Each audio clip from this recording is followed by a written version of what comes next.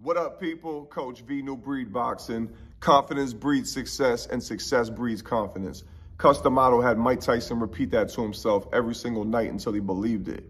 And I can tell you, when you're walking into a competitive situation, whether it's the ring, the octagon, a job interview, talking to a girl in the club, the decision maker will always find a reason to side with the person that projects the most believable confidence if it comes to a close decision. Obviously, you got to have some kind of skill set to bring to the table. But if your skill set doesn't completely match your confidence, it's still a win-win situation. Because look at Conor McGregor. I can tell you about tons of fighters that have basically walked into a situation with the most believable confidence and didn't do that great, but still came out on top somehow, because people, they just find it hard to go against that kind of confidence, that self-belief. You know what I'm saying? Perfect example. I have a guy I know. He was fighting on ESPN. He was a journeyman. He had a shaky record, but he was basically at the point in his career where he had nothing to lose, and that he kind of got confidence from the fact that he didn't have that fear of trying to be perfect anymore. So he's going up against a guy that's 30-0. The interviewer says, "Yo, are you worried about fighting a guy with a record like that?" And he goes, "I don't give a fuck if he's 100-0. He's going to be 101 fucking with me. I'm going to show him how to lose." And he went in there and he did his thing and he won the fight.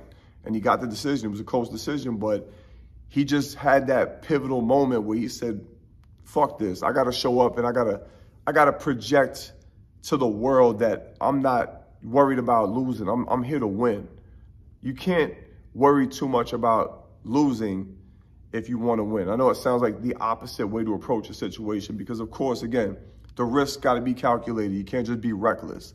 But to some degree, you kind of got to not care about losing just as much as you want to win, but still show up with the plan and with the, with the energy that you're pushing forward, and you're trying to come out on top, of course.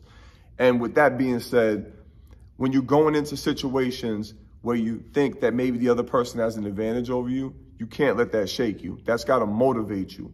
And you got to realize, I don't care if you were fighting Floyd Mayweather in his prime. If you sign that deal and you're already in the ring and you already locked it in, there's no turning back, and you're going into that situation, you got to lock in that kind of mindset. And you got to realize, you never know. He might have the worst day of his life. You could be the first person. You could be having the best day of your life. They could be having the worst day of their life. You cross paths, all of a sudden you become an overnight success. If you have already built that foundation, of course. I'm not saying you're going to come out of left field with no experience and have that kind of success. But if you have a foundation already, but you haven't built that confidence yet, start working on that early. Because when you walk into that ring, even when you're walking into a fight in the amateurs, the second you walk into the arena, the judges are already looking at your body language. They're looking at the way you carry yourself. Every little bit of that counts.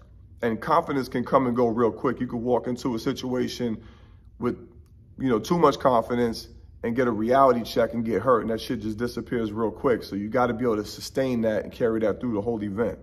It's got to be consistent. And at the same time, I've seen other guys walk into a situation with no confidence, and then they start doing pretty good, or they see the other guy has no confidence, and they start feeding off of that. So it's a very tricky balance of the yin and yang of the energies, but you got to start working on that early in the game.